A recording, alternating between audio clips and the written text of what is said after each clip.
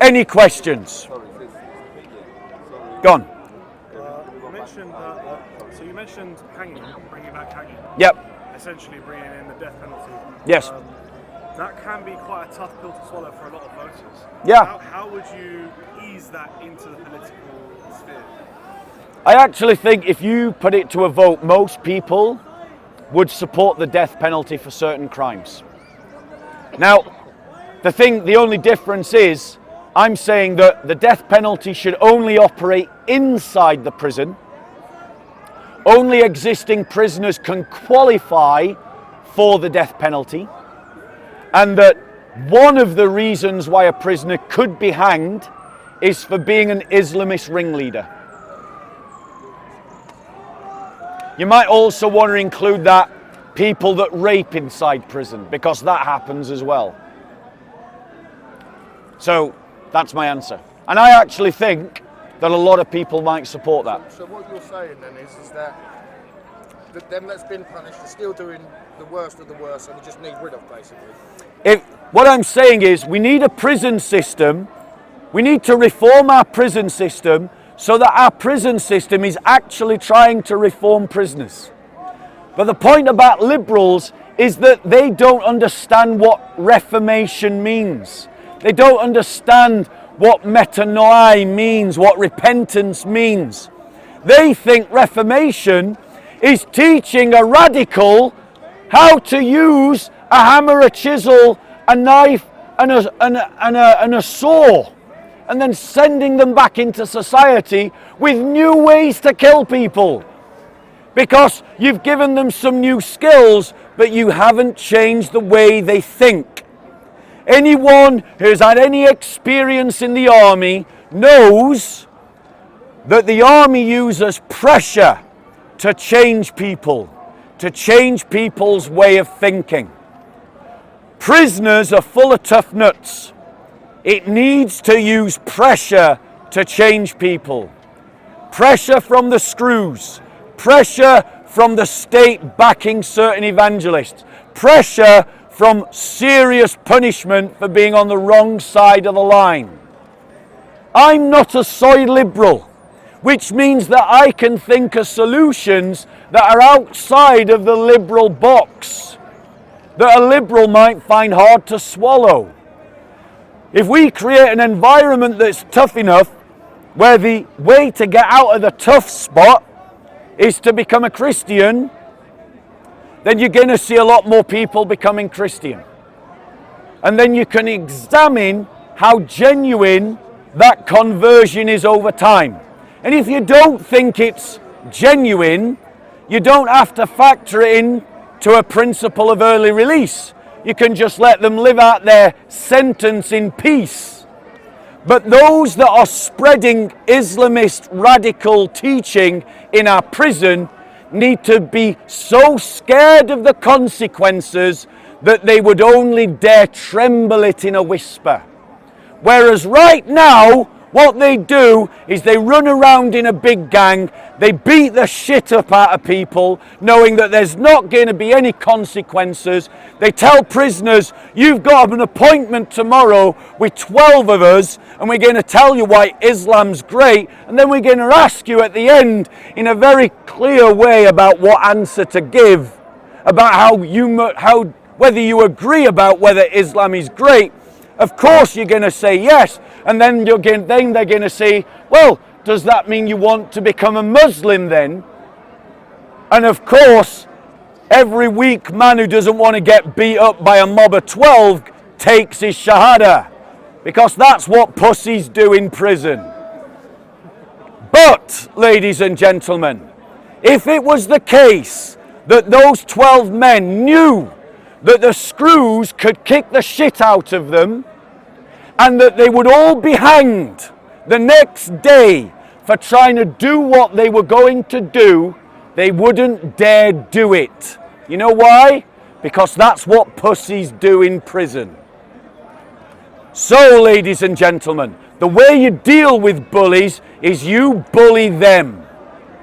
And what we've got to do as a society is stop bullying our Islamist bullies. And that needs to come from the state. Any other questions? Well, I've got a question for you on my favourite subject, as you know. I'm currently on Tommy Robbins. Sorry, questions on the topic. It is on the topic. Oh, all right, fair enough. Oh, no. That was a good catch. I definitely caught you out there. All right. I'm currently on Tommy Robbins. Making loads of assumptions today. And Tommy is currently in prison as Yeah. a civil prisoner. Yeah. And what's your views on the fact that he's in solitary confinement? I'm sorry, bro, that's not actually on topic.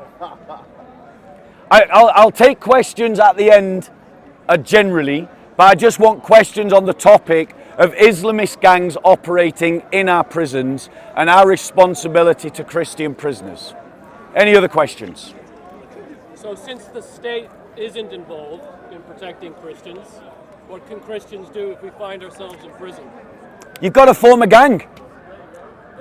That is the only realistic option. It is the only realistic option, and then the prisoners themselves force the segregation. Because nothing will happen until it is forced. That isn't because I want that to be the situation. I'm just answering the question realistically. The prison service is underfunded, it's recruiting the wrong people, and the people that it's got haven't got the right experience or even sometimes the right motivation to protect Christian prisoners from this kind of harassment. So when the state fails, the church steps in. We do that with food banks and nobody's got a problem with it. We do that with Christian charities, nobody's got a problem with it. So why don't we do that on questions of security? So as a Christian gang, Let someone else ask a question. Any other questions? Islamist gangs in prison and the church in prison.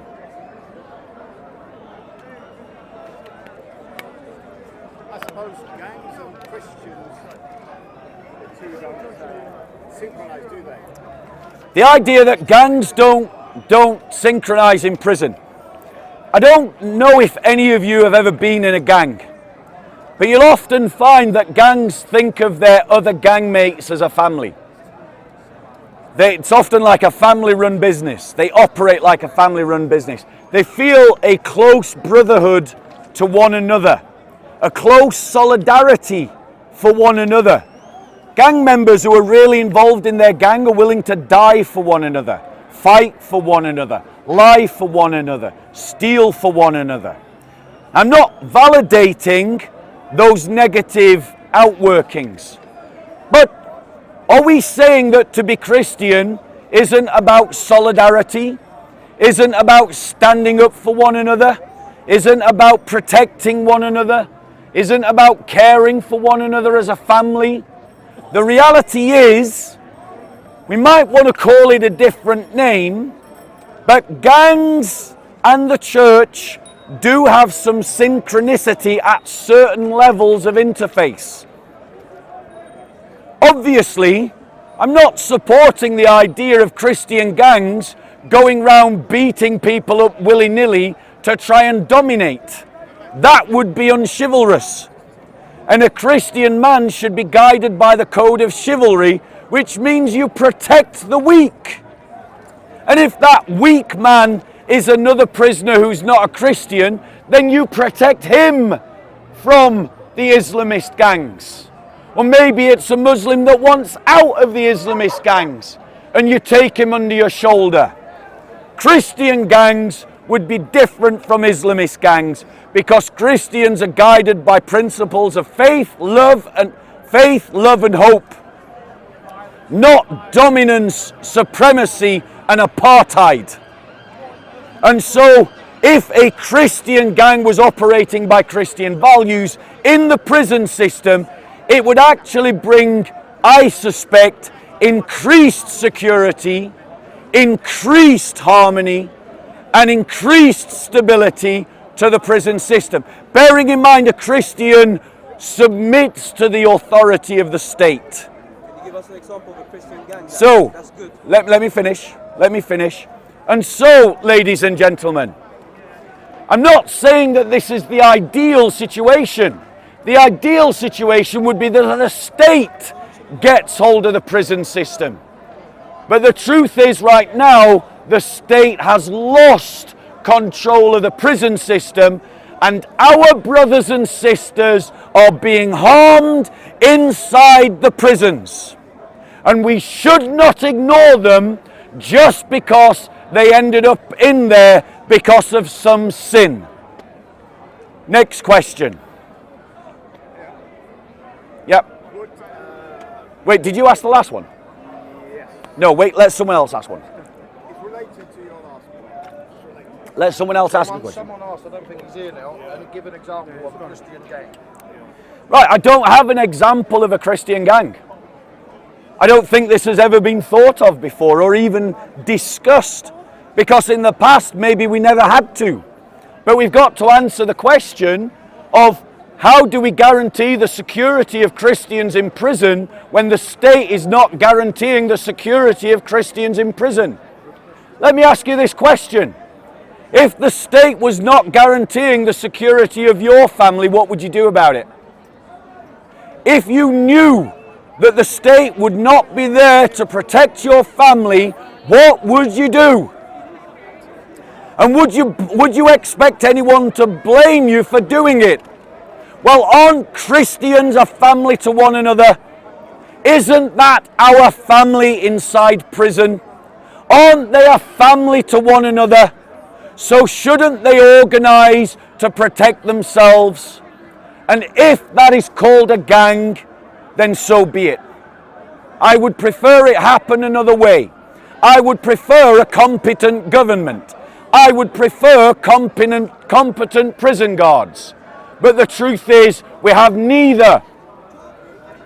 And so we must organise our own means of security within the law. Now, I don't know if gangs are legal or illegal inside the prison system. But people can't be stopped from just standing up for one another. And Christians should stand up for one another wherever they are in the world, and that includes inside prison. Next question. Now you can ask.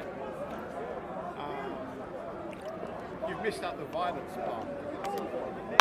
So, You're gonna meet violence with violence at the end of the day, and therefore, once violence is meted out in response to these Muslim gangs, what's the response of the state on the Christian gangs? right. You know the answer. You know the answer. We never.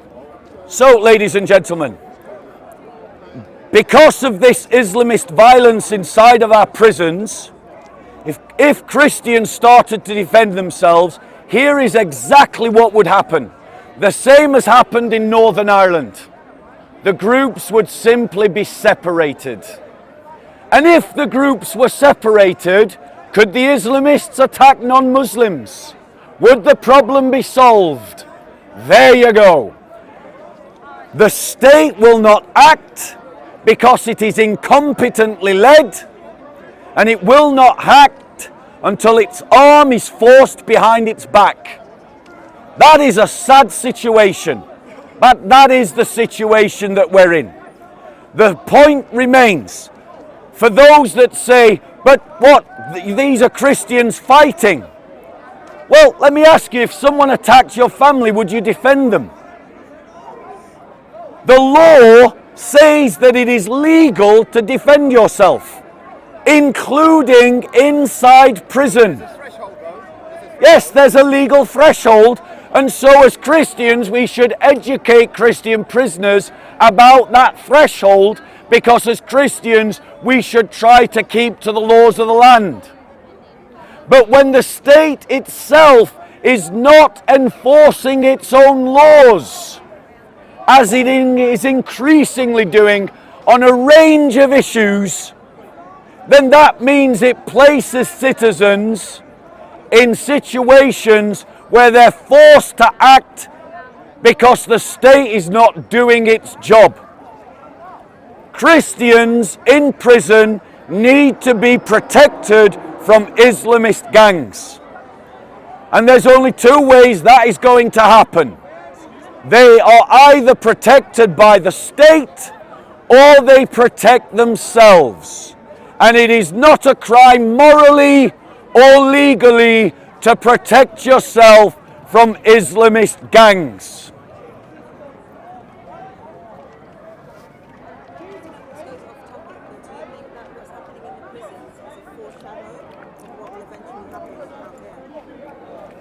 Right. Well, it already is happening out here. It's not a foreshadow, it is happening. The Islamists in this park tried for 4 years to bully all of us out. They tried intimidating us. They tried attacking us. They tried stabbing us. They prepared to come with assault rifles and shoot us. They tried to set us on fire. These are all real incidents. They tried sexually assaulting the Christian sisters. They racially abused us. They lied about us. They tried for 6 years to bully the Christians out of this park, and they failed. Because we Christians are not going to be intimidated by these Islamists. But the problem is, and the problem that you all need to recognize, is that with sufficient numbers, they'll just ratchet it up. So as a country, we have to make a choice. Do we crack down on them, or do we allow them to continue to build up their networks, to push their ideology? The state has to make a choice. Liberalism has failed. The state must choose to be an avowed muscular Christian state, and it must deal with the Islamists at the state level, with deportations, with hanging, with making them outlaws. The state and every country that cracks down on the Islamists always sends them running. You know why? Because the lions of Islam are only lions when they're killing the unarmed women and children. They're never tough when it comes to fighting armed men. They're always cowards and they always lose. They're not strong except by your weakness. Your weakness of mind, your weakness of heart, your weakness of strength. That's how you win. But right now, we're all separated. The state is cowering in a corner saying, please don't bully me. I'll be nice. I'll chuck you things in the hope of placating this growing existential threat. And all the while, the Islamists take what you give them and then demand more. How about we just ban halal? Or ban the adhan being blasted by a megaphone from the minaret? How about we say that pushing Islam is a prisonable offence? Because, make no mistake about it, under Sharia law, that's what they will do to Christians. So they'll complain it's Islamophobia when we suggest to do it to them, but they will want to do it to us. And the thing is, a lot of us are not awake to that fact. A lot of us are still daydreaming that we live in this fair play society. They're not playing fair. You need to recognize that. They're not playing by your liberal rule book. You need to recognize that. They're not people that can be bartered with or traded off. You either crush them or they crush you. I, for one, will not be a dhimmi. So that kind of tells you what my choice is. Yeah? And we do it legally. We use the law. We use the state to do it. We work within the system of laws. Close the borders So, to prevent World War III. any other questions? Close the borders. Is this situation that's happening when Muslims and non-Muslims in prison Sorry? The situation that's happening in the UK where Muslims are converting non-Muslims to Islam. Yeah. Is that also happening in any other countries outside the UK? And if so, is there any successful sort of groups of Christianity that are succeeding? Now, an interesting stat that I recently read, and I don't remember exactly the stat, so I'm just going to give you the synopsis, was across 16 prisons, they made a mark of how many people had converted to Islam and how many people had converted to Christianity across the same 16 prisons. Now, I'm going to make up the next two numbers because I cannot remember for the life of me what the actual numbers were, so these are more symbolic than actual of what the report said. But it was something like 265 people had converted to Islam. Bearing in mind that Islamist gangs are going around literally intimidating and harassing people to convert to Islam. Do you know how many people converted to Christianity in those same 16 prisons? 216. In other words, without the intimidation, without the harassment, Christians were still keeping track with the Muslims in terms of making converts. That tells you the difference between Islam and Christianity. Tells you that given a free choice, Christianity would come out on top. And the Muslims know that. That's why they have an apostasy law. Even one of their own scholars said that without the apostasy law, Islam would collapse. And we know that that's true. Because lots of Muslims are becoming Christians, because Muslims have lost the apostasy law, and Muslims don't feel as afraid to become Christian. Even in this crowd, I know someone who's from a Muslim family who's become a Christian. I know someone in this very crowd. And the Palestinian Ali, who doesn't believe in Muhammad, he's a Palestinian, clearly with a name called Ali. He was from a Muslim family, but he's saying he doesn't believe in Islam. So lots of Muslims are leaving Islam right now. Go on, sir. From my son, you mentioned about Thank you. conversions in the prison system. No, I'm all right. Are you implying that the conversions in the prison system are forced by any chance? And if they are, I think there might be one or two converts in the audience in that context. If we were to bring one of them here, would you say that they were compelled converts? You also mentioned about the hostilities in the speaker's corner. If there were hostilities claimed, or I'm not sure because sometimes it does get a bit heated, would we observe hostilities now as well? Because it looks like, it seems to be from my part, friendly conversations taking place between Muslim groups, Christian groups, and atheistic groups. I don't see the violence that you're claiming there. So just 2 points, one on the prison. Okay, right, let me address both. Yeah, let me address both points. I'll start with the second one.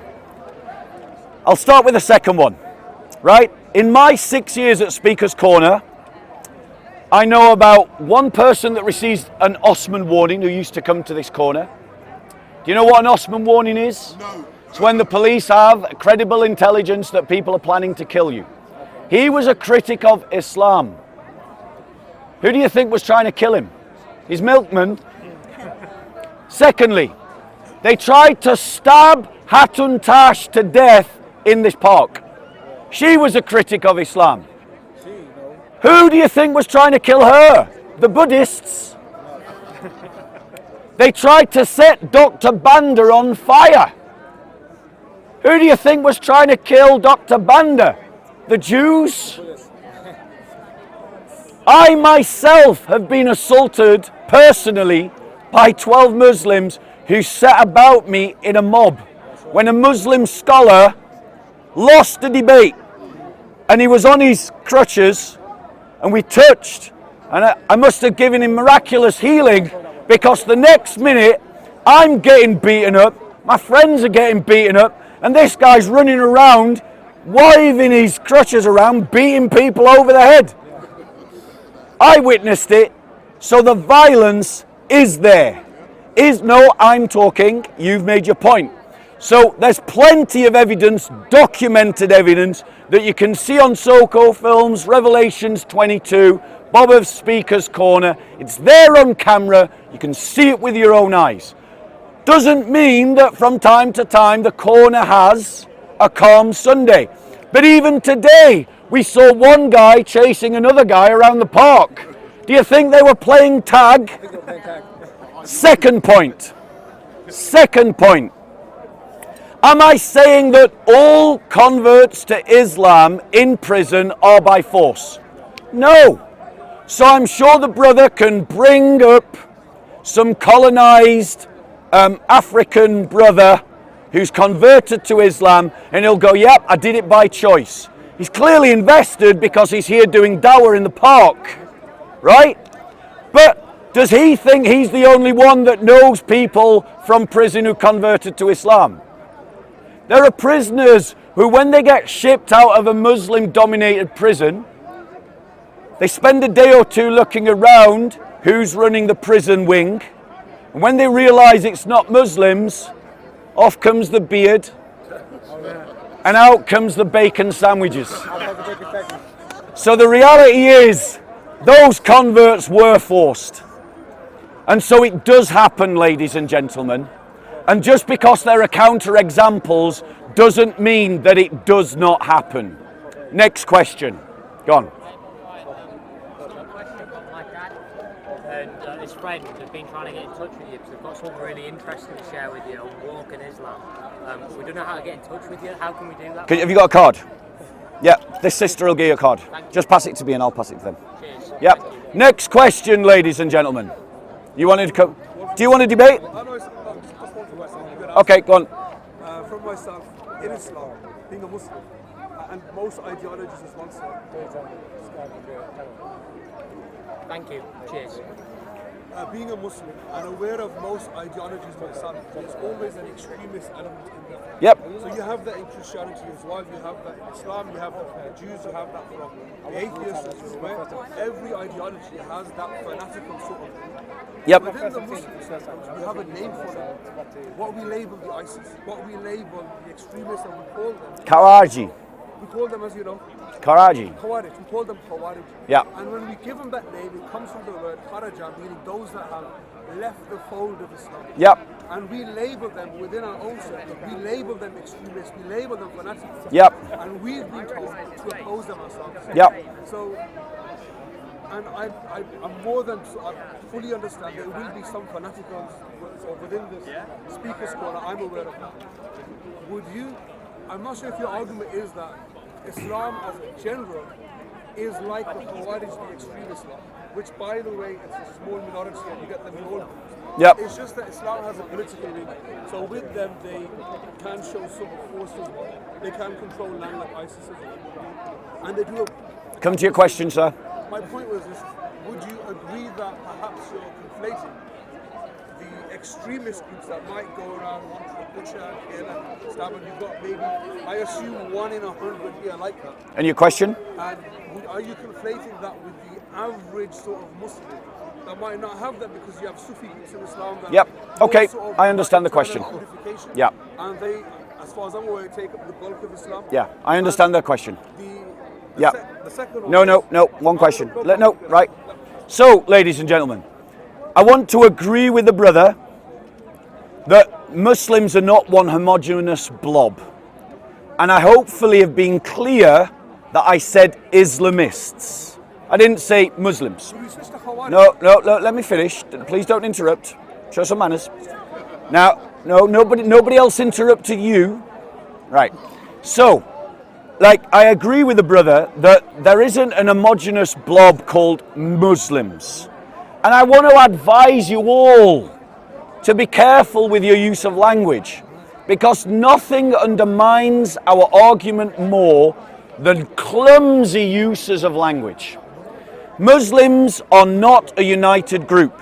They are separated by different sects. Those sects themselves are separated into different groups. And then the Muslims themselves sit upon levels of different intensity of commitment. And they're not all equally committed, and their ideology is not all the same. And so the brother is quite right to point out that distinction. And I agree with him. And I oppose Islamists and Islamist ideology. However, since he brought it up, let me expand my critique to Islam in general. Please know, I still did not say Muslims in general, but Islam in general. Because he mentioned ISIS, and he said, and I'm going to mispronounce it because Arabic is not my first language. I have not been Arabized. The Khawarij. Did I get that right? Close enough? Yeah? And he labeled ISIS Khawarij. But can you identify actions that ISIS did that the Ottoman Empire did not do? Because the Ottoman Empire is considered a mainstream Islamic caliphate. ISIS enslaved people. The Ottomans enslaved people. ISIS desecrated and destroyed churches. The Ottomans desecrated and destroyed churches. ISIS kidnapped Christian women and children. The Ottomans kidnapped Christian women and children. ISIS waged war on its non-Muslim neighbours. The Ottomans waged war on its non-Muslim neighbours. ISIS was committed to the doctrine of perpetual jihad. The Ottomans were committed to the doctrine of perpetual jihad. ISIS had a caliphate. The Ottomans had a caliphate. ISIS had Islamic judges and jurists. The Ottomans had Islamic judges and jurists. In what way was ISIS different from the Ottomans? None. Except in particular internal points of Islamic fiqh. You've got to go deep into Islam before you start identifying the difference between the Khawarij and the rest of the Muslims. And it's on such a nuanced point that for the rest of us non-Muslims, it makes no practical difference at all. Now, do most Muslims know about that? No. Do most Muslims even follow Islam? No. And thank God they don't. Because if they did, things would be a lot worse. Islam is the problem. Christianity is the answer. Any other questions? Let someone else ask a question. Or alternatively, just come and debate. All right, so any other questions? So have a debate if you want to. Do you have another card? Any other questions going once? Any other questions going twice? Last chance, guys. Any gone? Christian woman in is disciplined for misgendering a pedophile. No, we're asking questions on Islamist gangs in prison. Well, actually, no, I'm going to give it to you because he was off topic. Go on. So she misgendered someone who was a convicted pedophile. Yeah. He came to the NHS and he called her the N-word because he was transgender. They disciplined her. Yeah. And now there's a petition against the NHS. So there you go. To all my black brothers and sisters, you now know that in the economics of intersectionality, racism ranks as a lesser crime than being transphobic. The Christian nurse, a black Christian nurse, misgendered a trans individual by the wrong gender. I don't know whether it was a man to woman or woman to man thing. But in response, this individual called her the N-word a few times. And the response of the NHS was to sanction her.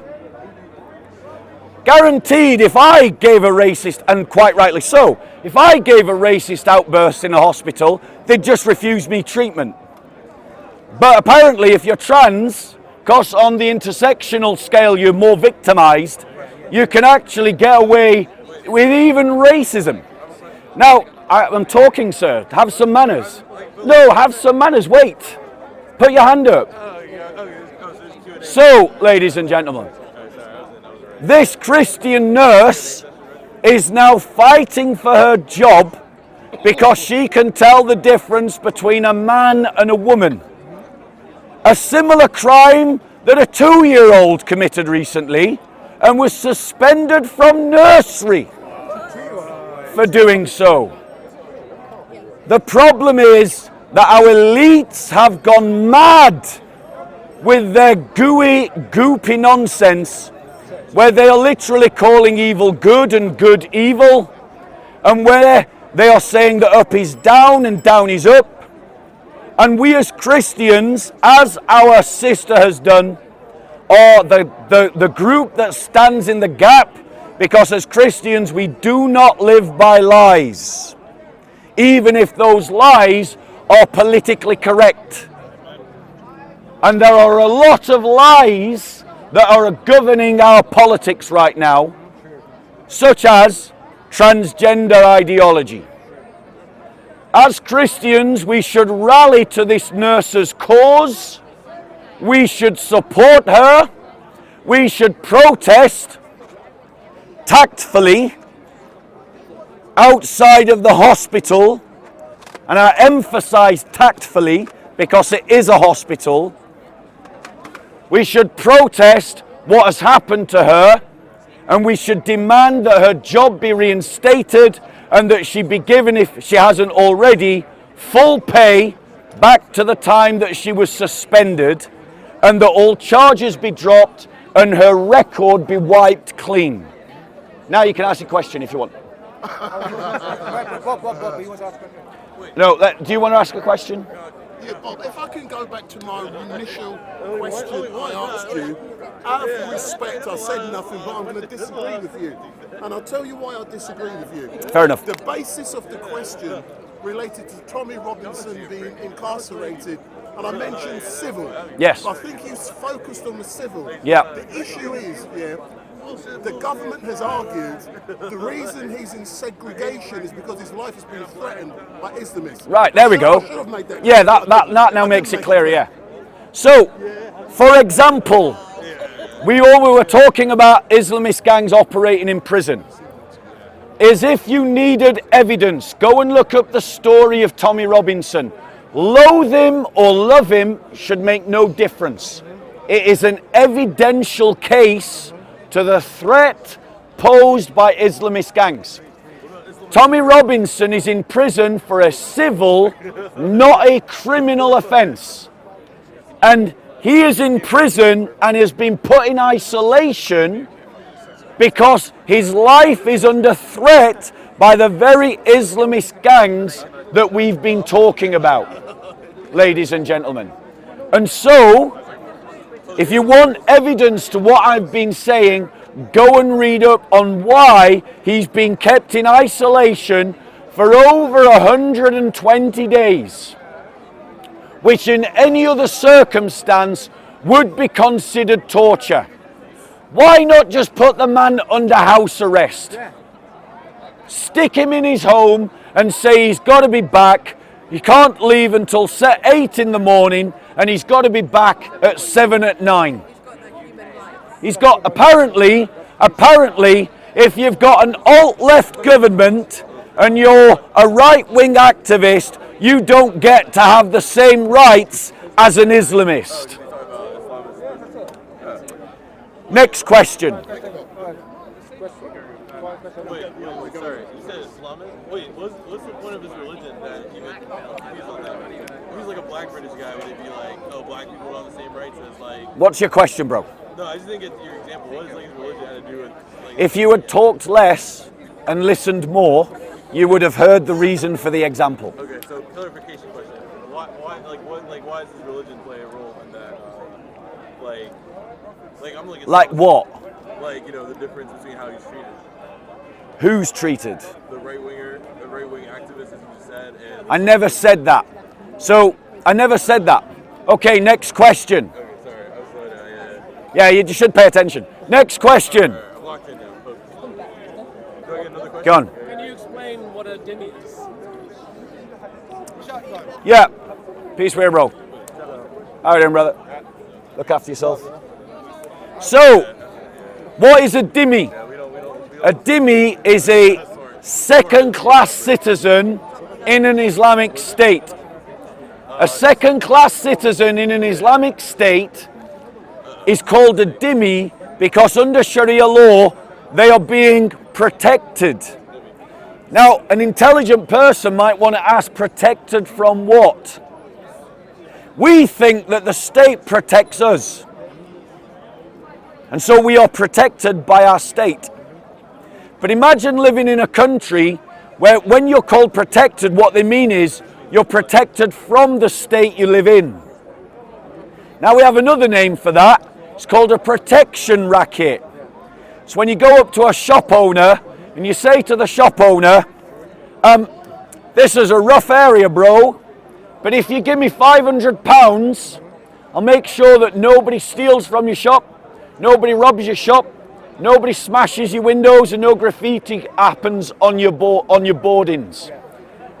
And then you go, no, it's all right. And then the guy who's made you this offer says, oh, and by the way, if you don't pay me the 500, I'll be coming back to rob you, I'll be coming back to smash your windows, I'll be coming back to graffiti. That's the life of a dhimmi. Under Sharia law, Christians become second-class citizens. We can't build new churches. We can't repair old ones. Our lives are valued as less than that of our Muslim equivalents. We don't have equality under the law in terms of what we can buy or sell or who we can marry. We have to wear clothes that mark us out and distinguish us as Christians so that everyone can spot, oh, there's the Christian walking down the street. Just like when the Nazis made the Jews wear the Star of David. So, ladies and gentlemen, that's what a dhimmi is. Now let me ask you, if you're a Christian, how many of you think that that's a good offer and you want to be a dhimmi? If you don't want it, then you're obliged to oppose Islamization. Next question. It is precisely an apartheid system. The alt-left would oppose an apartheid system if it was based on race. And let's applaud them because that's noble. That's good. That's what you should do. But if it's a religious apartheid system where Christians are the victims and Muslims are the perpetrators, then the alt-left turns a blind eye. And that's the narrative that we have to break in our culture. Any other question?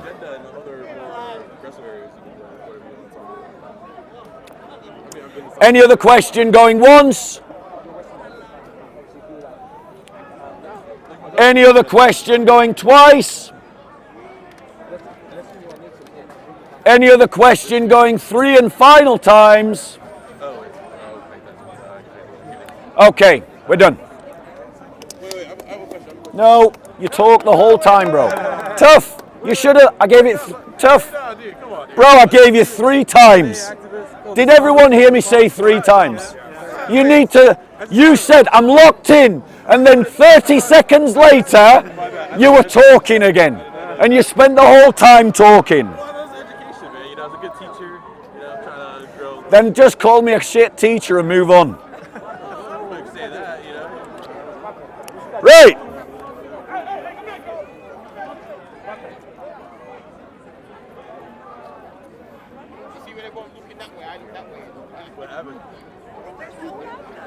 It's probably been another theft or a... Yeah, another one being chased by the milkman. But the thing is, what they're doing is that you've got. I think what's happening is they're snatching people's phones. I think. I don't know. Well, I've got one more talk, but go on. See a question. Yeah, because he was listening. What is we are all made in the image of God mean? Because clearly we all look different. Yep. Clearly we have different two genders, male and female. Yeah. Clearly it's not in my mind, a philosophical thing, because God is perfect and I'm not. I'm Yep. a holy sinner. Yep. I recognise that. So what does it mean? It's a great question and a fair one. And the Christian answer to this question actually sits on a spectrum.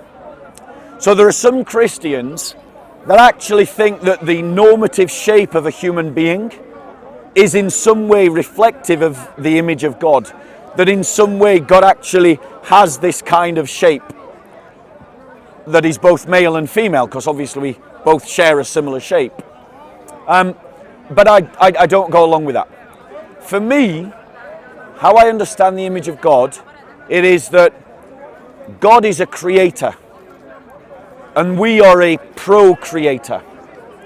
God is creative and we can be creative, that God has reason and that we have reason, that we can embody the nobilities that are intrinsic to God, that with cooperation with the Holy Spirit, that we can embody them ourselves, because in some very diminutive way they're already present within us. They're created with us, and that inner compass that is drawn towards God and drawn towards truth, because God is truth, is because we're in God's image. Now the thing about an image is that it obviously isn't a perfect representation. Like, I'm sure you've seen videos of me, probably on a little screen, maybe as small as your phone. That image of me is probably that big. Well, clearly I'm not that big. And it's flat, it's two-dimensional. Clearly I'm three-dimensional. But if you showed that image to someone who knew me and said, that's Bob, everyone would go, yeah, that's Bob. So that image is recognizable as mine.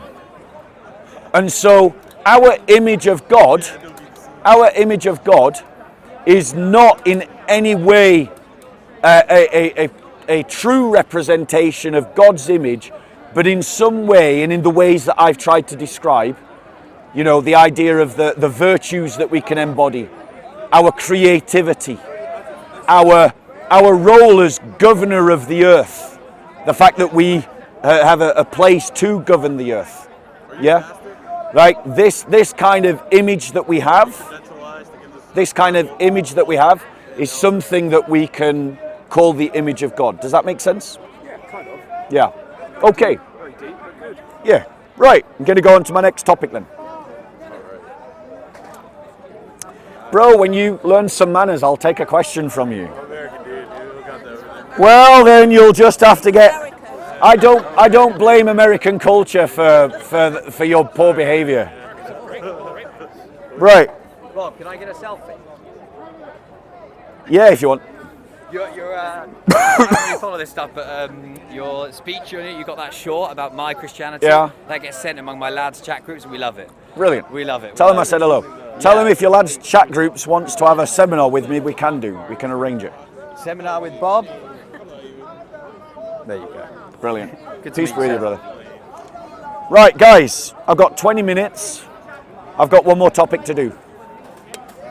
So,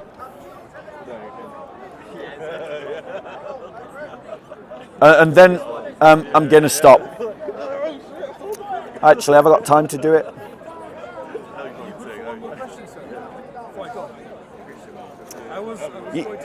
I mean, that was your fault, but yeah, go on. One question. Yeah.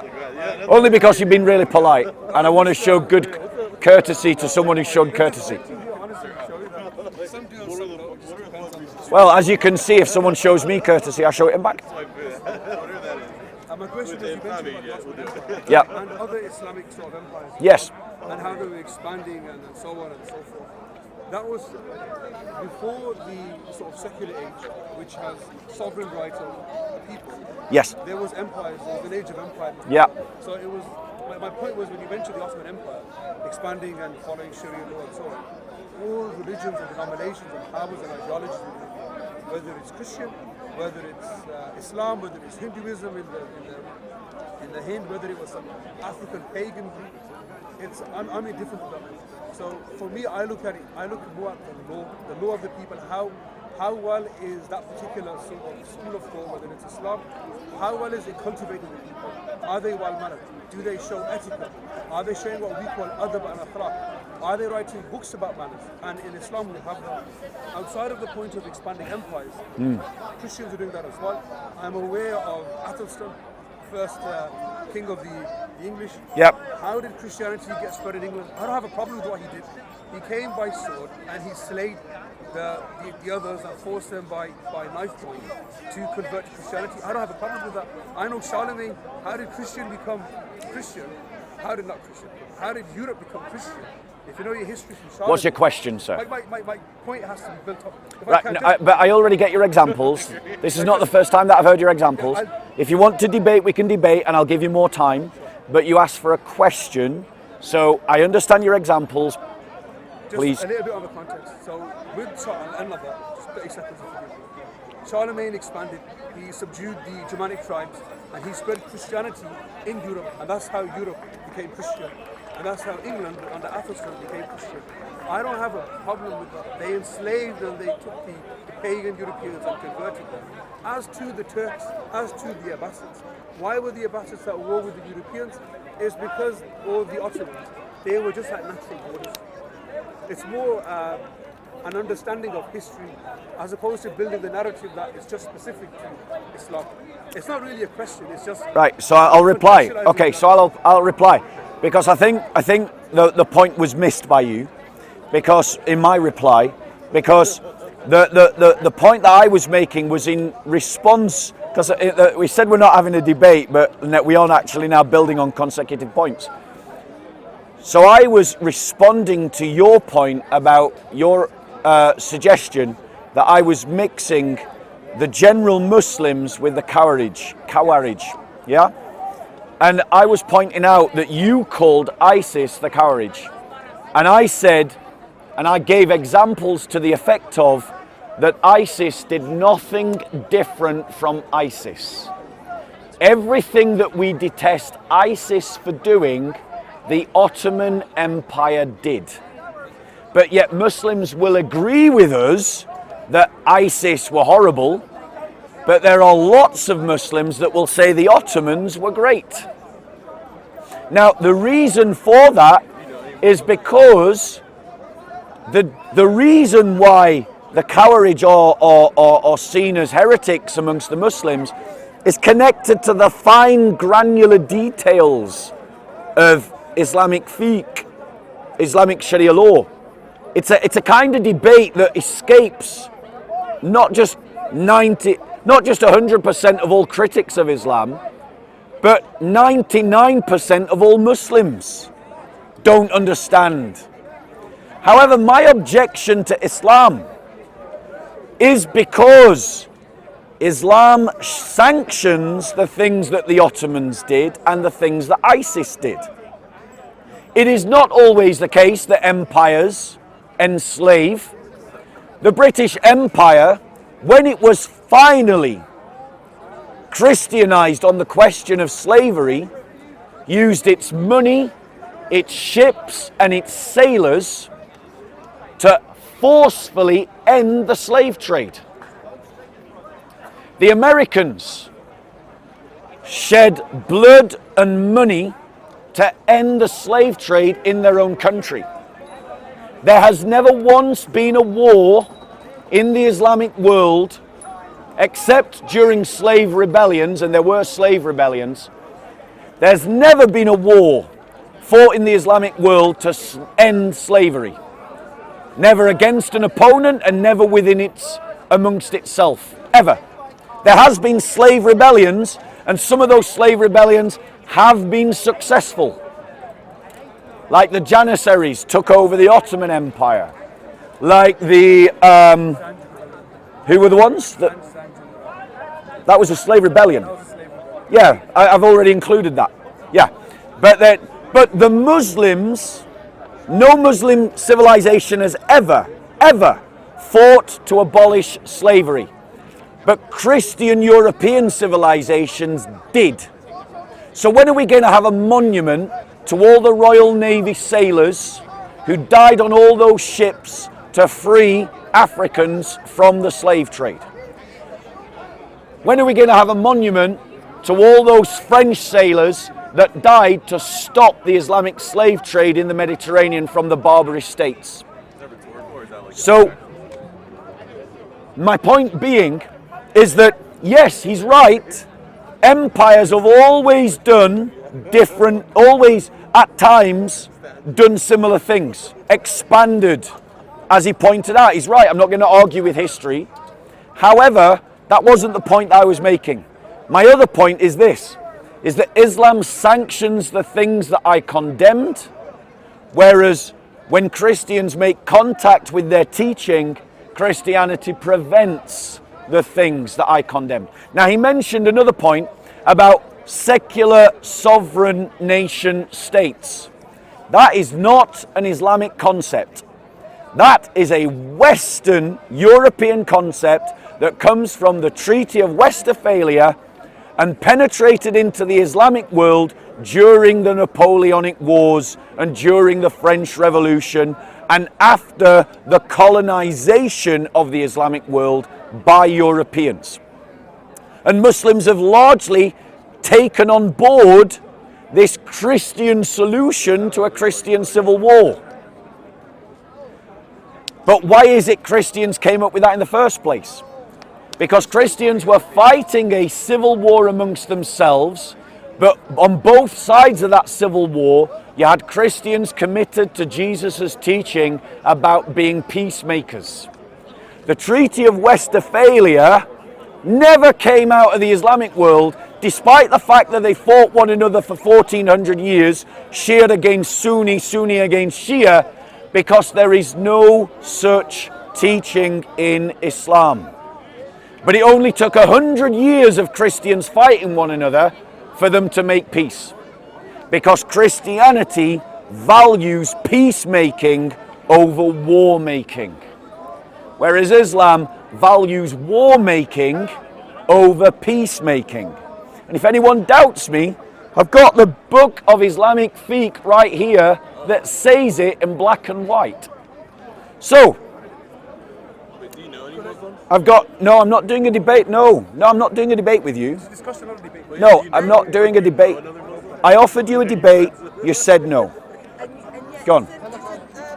Slavery still happening today in certain Islamic countries. Yes. If I want to buy a black child as a slave, where am I going to go? I can afford it. I just go to North Sudan. Or I go North Sudan. Whoa, I'm from North Sudan. So you're saying the Janjaweed? Are you saying the Janjaweed did not enslave people and that you don't know what you're talking about, bro? You don't know what you're talking about. You don't know what you're talking about. You don't know what you're talking about. What, you think you're the only Sudanese guy that I've ever spoken to? I'm also American too. Bro, I've spoken to Christians who ran away from the Janjaweed to escape being enslaved. Yeah, there's genocide going on. No, I'm not talking about the genocide, though there was that as well. But don't interrupt the Q&A, bro. Right? The other places that you can go to buy slaves. Yep, there you go. It's called facts over emotion. Facts over emotion. Chew it. Chew it. Chew it, bro. I don't care about your emotional response. Go away and look up some facts. The other place where blacks are being enslaved right now is in Algeria? Libya. In Libya right now, where blacks are being enslaved. But, ladies and gentlemen, where's the outrage? Where's the outrage? Yeah? Can you buy this on Google? It's called do some research, bro. Oh, I'm from the UK, so that makes me an expert about everything British. Does that logic work, guys? Exactly. So, the fact of the matter is, the only ones triggered by these facts are the Muslims in the audience. not true. That's why we're Because it's not not Right? It's true. It's true. If you don't believe me, go and look up where the slave trade still exists legally. Legally. And they're all Muslim countries. All of them. Saudi Arabia only abolished slavery in the 1960s. 1960s. Islam dominated in Saudi Arabia for 1400 years. At one point, 100% of its population was Muslim. So why was slavery still legal? The reason is because in the Quran and the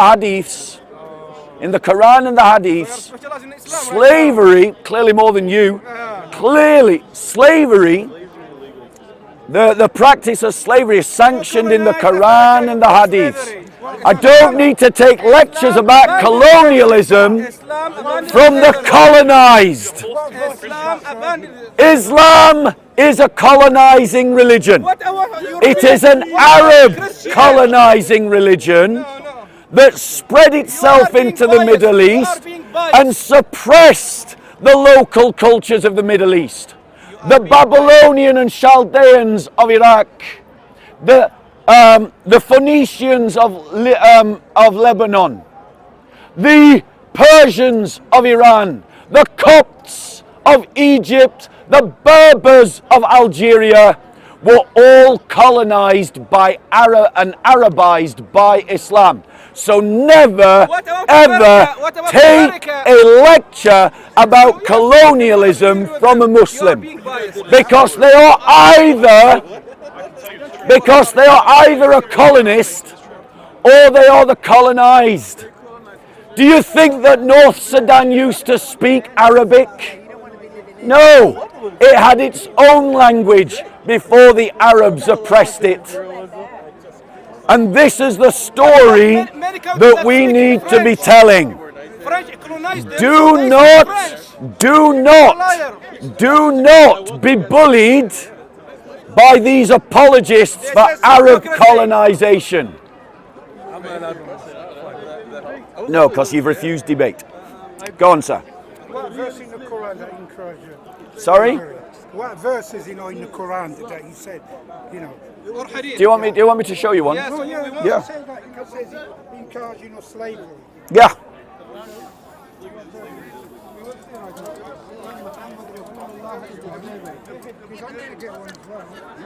Prophet Muhammad, one of his wives, was it, that was enslaved?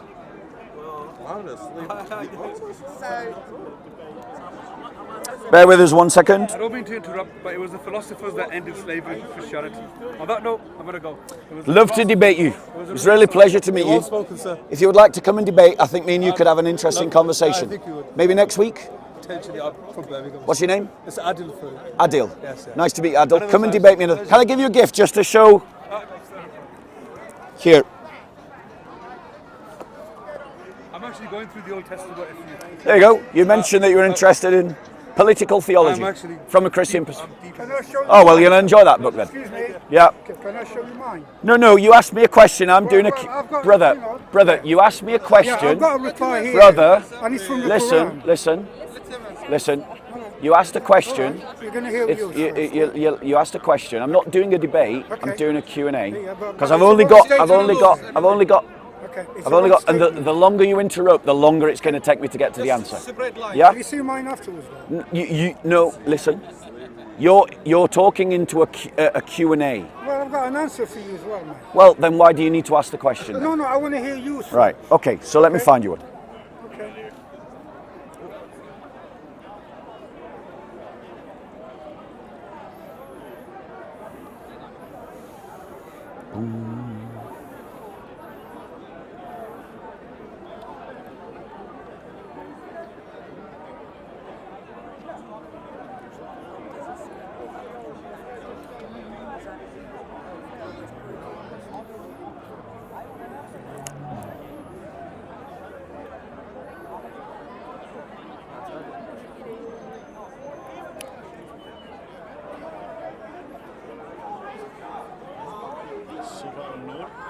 24:33 maybe? 24:33. Yeah.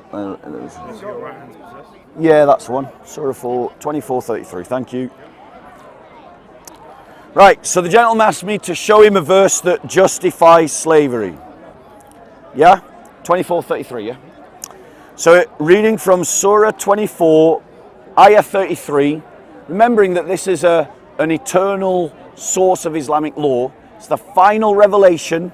It's for all times and for all peoples. This is what it says. Yeah. So, but force not your maids, which can also be translated as slaves. They've diminished the translation for a Western audience. But force not your maids to prostitution when they desire chastity, in order that ye may make a gain in the goods of this life. But if anyone compels them, yet after such compulsion is Allah oft forgiving, most merciful to them. Now, that's talking about that Allah is saying, don't force your slaves into prostitution. It does not say slaves. It doesn't say slaves. What does it say? I don't know. I don't know. Keyword, I don't know. Doesn't say slaves, but I don't know what it says. Yeah? So, now, in terms of what this is talking about, it's saying that it's ambiguous. The text is ambiguous about who's going to get the forgiveness. Because it says, listen to this, yet after such compulsion is Allah oft forgiving, most merciful. The text is ambiguous as to who's going to get the forgiveness. Where does it encourage the slave who is being compelled into prostitution, or the one that does it. And this is the point. These verses are talking about slavery as a normative thing. It's talking about slavery as a thing that you can do. It's giving guidelines. He's giving guidelines about how to treat your slaves. Why would it give guidelines about how to treat your slaves unless it thought slavery was okay? Right, do you want to bring up your verse? Encourage slavery. You are a liar. Hang on a second.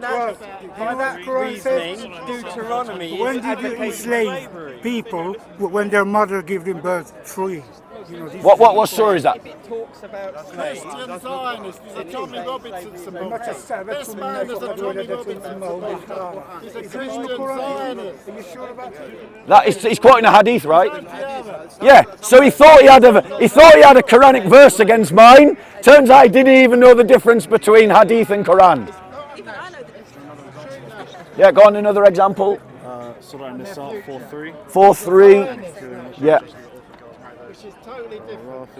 And he won't argue. One of those that your right hand. Yes. So Surah 4:3.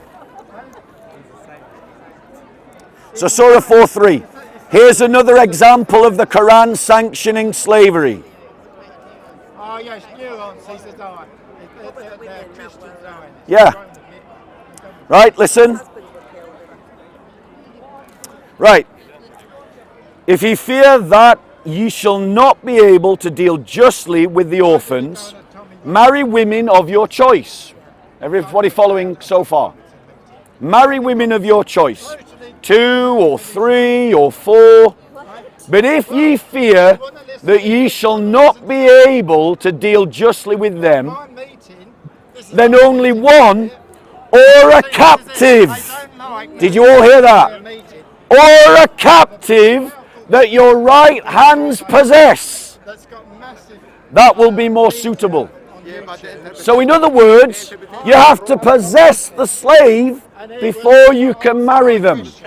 In other words, we are talking that the Quran sanctions slavery, and I want to applaud Muslims for being offended by that in their heart.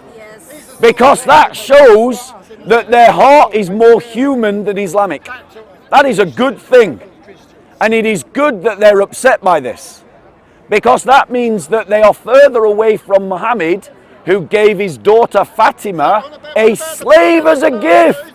And he's not even a slave as a gift, and who traded 2 black slaves for 1 Arab slave.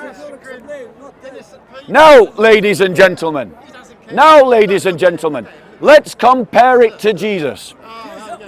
Because the spoilt, childish left think that the worst thing that you can do in this world is have a positive opinion of Tommy Robinson. And because of that hatred of him, they're willing to turn a blind eye to an ideology that permits slavery and give it a soft pass, ladies and gentlemen. But let's compare it to Jesus' teaching. Because what did Jesus say? I have come to preach good news to the poor and to set the captives free. The captives that he's talking about were slaves. Christ, in his teaching and in his example, sets the precedent for the abolition of slavery, which is why Christians haven't abolished slavery once, but multiple times in history. The first time that it was abolished in this country was after the Normans conquered England. So as far back as 1066, slavery was abolished in this country. In that time, the Islamic world was trading rampantly in slaves. So how did Christians manage to abolish it whilst Muslims were still practicing it when they say that their book is better than our book? How is it our book is a better moral teacher? But notice the alt-left has nothing to say about this, because the alt-left is filled with old crones who basically just hate everything Western and give a soft pass to everything else. And on that happy note, I'm going to stop. Have a good day, ladies and gentlemen. God bless. One question, Bob. One question, bro. You've got until I leave. How can we get Islam out of the UK, Bob? What can we do? How are you, my brother? He's with you. Good to see you. Christians Do you want to explain to you the story? I don't have time, I'm sorry. Next week. Are you going? Yes. In answer to your question, bro, it's a combination. It results. There's only one way to do it. We need a new Christendom in Europe. We need a new Christendom in England. It's got to be a new Christendom. How do we get